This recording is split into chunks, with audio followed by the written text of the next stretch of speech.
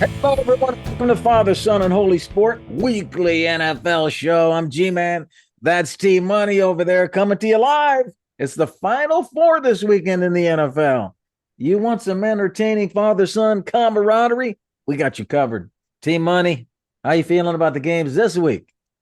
Oh man, lot of legacies on the line. Awesome to see a Woo! rookie, Jayden Daniels, make it to the NFC Championship, and then we got the All-Star matchup of Chiefs Bills again on the other side. It's just there's a lot of reputations on the line, a lot of different narratives depending on who wins. Could Sirianni be fired? Are the Bills need to reset because they can't get over the Chiefs? There's a lot of stuff going on here after this weekend. And, it's just great to see when great teams show up in these big moments. And it's going to be an awesome weekend to watch. Yeah, nice, nice. You're right, man. I love that. I love that you're talking about the legacies. The legacies are on the line.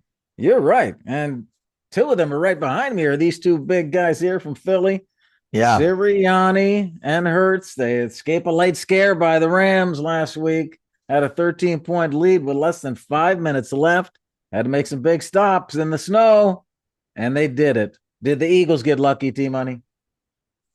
Oh, man. It kind of seems like they did. When they were down and they got a safety all of a sudden, when they tried to go shotgun on like the 3 yard line instead of running to, Saquon Barkley, who was going off in this game, ran for over 200 yards. They let Jalen Hurts drop back and he got sacked. What the heck So did they do that for? You're right. it was crazy, to see. Now, the Eagles also tried to give it away with two fumbles, but they recovered them. Meanwhile, Los Angeles had three fumbles and they lost two of them. So they gave the ball back twice, and they still had the ball in their hands with a minute left at like the 30-yard line after a great sideline pass to Puka to go and win this game after a missed extra point from the Eagles. The Eagles played great, but they continued to make small mistakes that kept the Rams in the game. I know it was a snowball fight out there, basically, but it seemed like the Rams were going to go down the field and win this game. So I don't think they got lucky because they played well. Saquon was awesome. The defense was good and stout, but they left the window open for the Rams. This could have been a game for the taking in all time for Matthew Stafford, and he just couldn't convert a first down to go and get a touchdown once they got in the red zone. So lucky, I don't know. This is a great roster, but they certainly didn't do everything they could to close this game out. They left it open. Yeah, they've not been playing at peak level, but Yeah, sometimes it's better to be lucky than good. And the very Eagles are true. lucky and good. And you know what? Sirianni, the guy behind me, Team Money, he doesn't get credit. He's one of the best coaches in football. You know that? And no one ever says that, but G-Man. He has now led the Eagles to the NFC Championship 2 out of the last 3 years. How many guys have done that? I Yeah. mean, this guy is leading this team. Yes, they made a great move getting Saquon. Would they be there if not for Saquon? Probably not. But that's a good move. And they got the guy they needed, and now they're on a roll. They're in the title game. Yeah, yeah, no, it's a great roster. So I'm not shocked they're here. Sirianni, I still have question marks about. Like, is he coordinator driven? Is this roster just too good to mess up? Not sure about the coach yet. But hey, if he gets a Super Bowl, we have to respect him, right? That's right. And they got that home conference championship game that they weren't expecting to get because the Lions are out, as G Man predicted. And I told y'all to bet Philadelphia for the NFC title. I told y'all that. And now look what the door's open. The Eagles are playing at home. And that's why they're a big favorite here against the Commanders. They got them at home, all online Sunday. This is the first game up on Sunday. Let's talk about their opponent, Team Money, the 6 seed Commanders, led by the rookie. We've all talked about it. People are getting tired of hearing about how great he is. Okay, but against the Lions, Daniels throws for 300, 2 touchdowns, no turnovers, 71% completion. He's killing it. Yeah. Is Jayden Daniels the best rookie quarterback ever? I mean, he's got to be, right? Because I think there's two ways to look at this. He's clearly going to win Offensive Rookie of the Year. That's no question. Okay, he's going to win Offensive Rookie of the Year. On top of that, you look at his stats and you're like, oh man, how did he do this year? Well, he performed great passing and running. Okay, passing and running. He had, was 69%. He threw for 3,500 yards, 25 touchdowns. And that's just passing. Rushing, yeah, he was great as well. And so I think the stats are there. He carried a roster that we all thought would barely, be in playoff contention, and Yeah. he took this team to the playoffs. He won 12 games, which is a lot for most rookies. And on top of that, he is in the NFC Championship game. When you look at rookies in the NFC Championship game, you think of the Brock Purdy's amazing roster, carried by the defense. You look at Joe Flacco, amazing roster, carried by the defense. Mark Sanchez, amazing roster, carried by the defense. This is the other way around. This is the 18th ranked defense in the NFL being Right. carried by the offensive rookie of the year and just a guy who looks so comfortable back there in Jayden Daniels. So now that he's made the NFC Championship game, he's playing with house money in my mind. I think, yes, he has now solidified himself as the best rookie quarterback ever. Yeah, yeah. Well, certainly arguments for that. And interesting, Ben Johnson, who just took the Bears job, we just found out, passed on this job last year. He interviewed with Washington and he told them no, he didn't want it. Yeah. Jayden comes in, and now look where they're at. And Ben grabs that Bears job with Caleb Williams Yeah. because he knew he messed up last year with this opportunity. Washington is in the NFC Championship, and Jayden Daniels is a key reason why. But although you like JD, I like CJ. CJ actually has the rookie record for single playoff passer rating in a playoff game. Who has the best passer rating in history? It was CJ Stroud in his game against Cleveland. He set the record and still has the record. Jayden Daniels is fourth and fifth. CJ Stroud still number one, 157.2 passer rating against the Browns in January of 2024, only a year ago. He set the NFL record. CJ, come on, baby. You look at his records last year, Team Money. He did all the things that Jayden did, and he had some stats that were better. CJ Stroud might be that best rookie ever. Yeah, I mean, look, I understand that. He also turned around a great franchise, won a playoff game. That division was pretty bad last year. I mean, I can't remember off the top of my head, but did they only win like 9 games and make the playoffs? This I team think it won was something like 12 that. games and has now won 2 playoff games, and they beat the number one seed. CJ Stroud beat the Browns, hosting a playoff game. This is much different. On the road versus the Commanders, and they win. On the road versus number one seed, Super Bowl favorite Lions, and they put up 45 points. That's the difference here in why I'm not too concerned about the passer rating as what he accomplished and what he's had to overcome. And so, Yeah. Well, he didn't win his division like CJ Stroud. He didn't have a bad division. He had the Eagles in there. So I think that's what's so much more but impressive to me. CJ did win the division. That's a That's credit. true. That's And true. what do you think happens next year, Team Money? Do you think JD comes back with that sophomore slump? Does CJ get better? Does CJ come back more to his rookie year? What do you think happens this next year with these two guys, real quick? Yeah, I mean, I think CJ, was just trying to do too much this year. A lot of big expectations. He had 2 receivers get hurt. The offensive line is horrible. They need to revamp that. I think CJ is going to be fine. I don't know if he's the big force multiplier that we all think he was after his rookie year, just because he's more along the lines of like a Jared Goff as a playmaker. Like, is he really taking you over the top? Or do you need a pretty solid roster? And then this team could be one of the best in the NFL. But I don't know if he's a force multiplier. Jayden Daniels, I don't see slowing down. This guy, to me, has already solidified himself in the top 7 quarterbacks in the league. He might be top 5 just because of his dynamic ability to run the ball as well. And now, as he looks so comfortable in the pocket, plays with such ease, they clearly already trust him on big fourth down calls. They're passing the ball to a rookie in the playoffs. And so I don't see this slowing down. I don't see the blueprint to stop this guy, and I think he'll continue. And this roster's only going to get better on that rookie contract. What a year for Jayden Daniels. He wins the Heisman, second overall pick, and he's going to the NFC Championship game. Yeah. Can he do it again? Let's move over to the AFC team money. We all predicted 2 of the top 3 seeds would be in the title game, and they were. They are. It's Mahomes and Allen once again. Should the Bills or Chiefs be more confident going into Sunday? Look, I don't think the Chiefs are ever without confidence. Just because they've been there, done that so much, this whole roster's been to the playoffs every year. They've been to the AFC Championship every year. The 7 straight AFC Championship games. This is nothing for them. Yeah.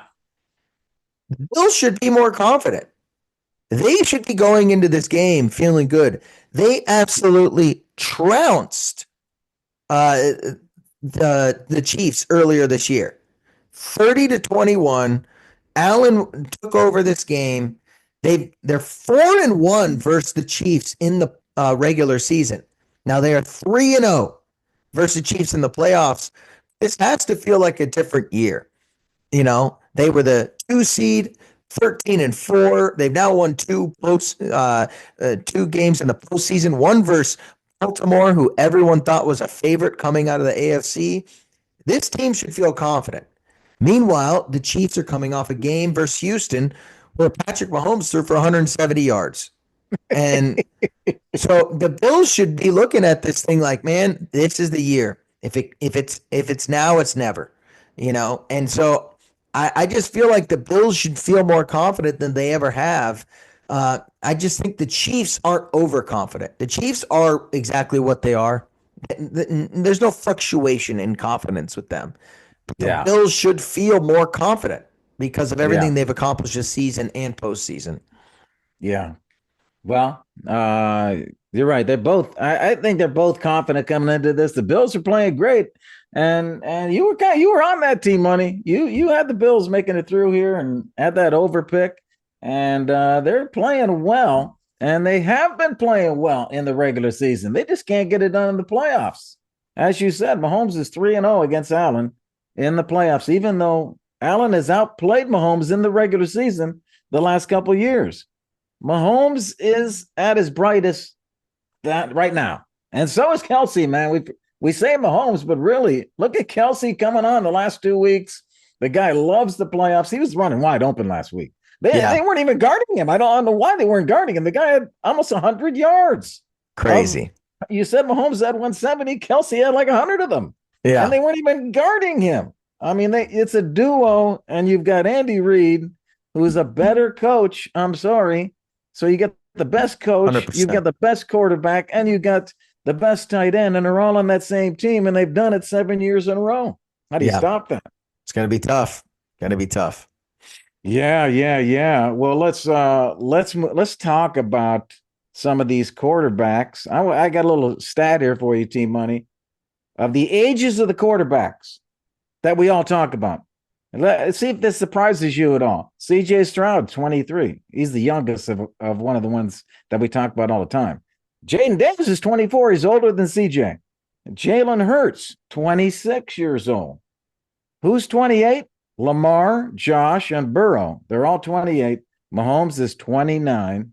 And then we got the other guy we always talk about, Matt Stafford, turns 37 in 2 weeks. Should he retire? Oh, man, I hope not.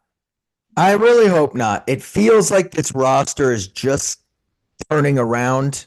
You know, last year they lost, a really kind of a heartbreaker to Detroit in the postseason. That could have gone either way. That team I liked to go to the NFC Championship. This year I said the same thing. I like the Rams to go to the NFC Championship, and they lose a tough one to Philadelphia when they have the ball in their hands with a minute left in the red zone, and they can't convert. And this team is young. It's hungry. I know everyone thinks about Stafford and Cooper Cup. Offensive line is revamped. Kunakua is their new guy. They got Higbee back from injury. Their defense is young and hungry. They got really good edges with Verse and the other guy they selected in the draft. Their linebackers are young. Like this team is ready to make a big push. And Stafford didn't really play that well this year, and they still won 10 games. And so I would say if I'm Stafford, like, look, I got one more big run in me. Me and Cooper Cup come in, take a discount maybe, and restructure the contract so that we can fill up the roster a little more with some vets, and let's go after this thing. I hope not. I hope he doesn't retire. He threw for 324 yards versus Philadelphia. I know he had fumbles, but he didn't have any picks in this game, and it was a blizzard. So I understand the fumbles. Versus Minnesota, he was great. They scored 27 points. Like, I really like what this team did. They won, their last 5 regular season games and 6 out of their last 7. Like, all signs should be pointing towards Stafford coming back. And so I really, really hope he doesn't retire. I think this team no one wants to see this team moving forward, that Stafford McVay combo. So I like this team a lot. Stafford, don't retire, man. I think you got one more big run in you. No way, no way. I agree. This guy's not retiring. 2 years left on his contract. I wouldn't be surprised if he went that all the way to the end of that 2 years. Yeah. There's no question he's playing at a high level team on. If you look at it, the recent games, and he played well in the playoffs. The guy still can play at a high level, and he doesn't sound like he wants to leave. They interviewed him after Sunday's loss. He says, "I'll take some time to think about it, but I feel like I was playing some pretty good ball." So Yeah. there he is. He's coming back, man. I just say one thing, okay, Rams, don't mess this up and go get a rookie and don't tell Stafford about it. And you bring this rookie and expect Stafford to sit on the bench. Don't do that, okay? Don't mess this thing up. If you're going to get a rookie, tell Stafford, get his buy-in, bring in the rookie. Okay, we transition at some point. But do this thing right, Rams. Yeah, no, I don't think they'd bring someone in that would start right away. They don't have a high enough draft pick. And I think they're going to bring someone in like Kyle McCord in the 3rd round to sit behind Stafford for the next 2 years. Like, that's what they'll do. And then that guy might be the starter. Look, Stafford's cap hit the next 2 years, $50 million and then $53 million. I know that sounds, like a lot, but it's sort of the going rate for the Tuas, the Trevor Lawrences, the Joe Burrows at this point. So is that a figure that the Rams are willing to swallow? Because this year the cap hit was $46 million, or are they going to look to restructure, maybe move some money around to free up some space? That'll be the big question as well. Well, hey, we're going to move on to big bets here in a second. Team Money going to throw. I like to look at the draft order and get your reaction to the draft order and what's going on with the coaches. Draft order, of course, we have the Titans, Browns, Giants. They stayed with their coaches, and they got the 1, 2, and 3 pick. On that 4th pick is Vrabel, as we know, with the Patriots now. And that 5th pick, not decided yet. The Jags. They also need a GM. They let go of their GM. Word is Saleh. Robert Saleh is the lead for the Jags at the 5 spot. Let's go to 6th pick is the Raiders, being run by Tom Brady. It looks like to me. They just hired a GM from the Bucs, and I hear Pete Carroll is the leading candidate. They wanted Ben Johnson. Ben goes to the Bears, who are picking 10, and the Jets take Aaron Glenn from the Lions. So the Lions DC Aaron Glenn goes to the Jets. The Lions OC Ben Johnson goes to the Bears. Any reaction to any of that, T Money? What sticks out to you? I love the Ben Johnson hire. I like the Mike Vrabel hire. Aaron Glenn, no one's going to look good going to the Jets, but I really like Aaron Glenn overall. I think Kellen Moore will go to the Cowboys. Pete Carroll to the Raiders? Sure, whatever. I don't really, the Raiders just suck. They need to get a QB, but they're just not in a good spot. Jags, I think you should go Mike McCarthy. I like Mike McCarthy to reset that thing. Robert Saleh was not a good head coach. So I do not like that. Okay. I would give him a few more years. But yeah, there's some good hires out there, and there's some questionable ones, but I like it. Look at T Money. Yeah, can Aaron Glenn handle Rodgers if he does come back? Rodgers is tough to handle. Okay. And we said that right from the beginning when he took that job. And also, can he handle the owner? The owner, The owner's very strong there, and he's involved. He's like Jerry Jones. Mm-hmm. Tough situation. But hey, thanks to our show sponsor, Blue Tees Golf. Go to blueteesgolf.com. Find affordable, high quality golf products you can pick up and get your golf game going this spring. Speakers, rangefinders, enter the coupon code FSHS. Get a 10% discount on your full order. Also, hey, press that like and subscribe, everybody. Help us continue to bring you the fun every week. We're going through February with you here on Father Son. So stay with us as we go through the playoffs and into February. G-Man and T-Money coming to you. Let's go to big bets, T-Money, and see what we got coming up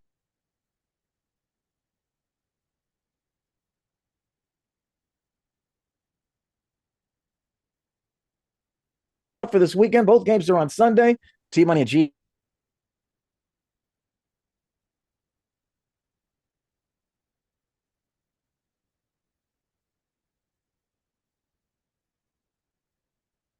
Go. T-Money, who you got for that first game? What's your big lock in the Commanders-Eagles game? All right. I don't feel confident about this game at all. So I'm not really confident in this pick, but it just feels like the Jayden Daniels train might meet the end of the tracks here. It's a big number, but I'm like an Eagles -6 right now is what I've seen. I've seen it up to 7. I've seen it at 6. I got Eagles -6 versus the Commanders.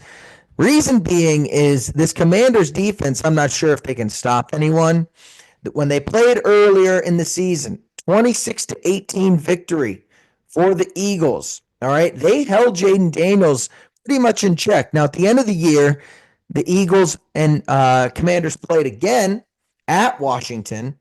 36-33 loss, but Jalen Hurts left that game early with a concussion.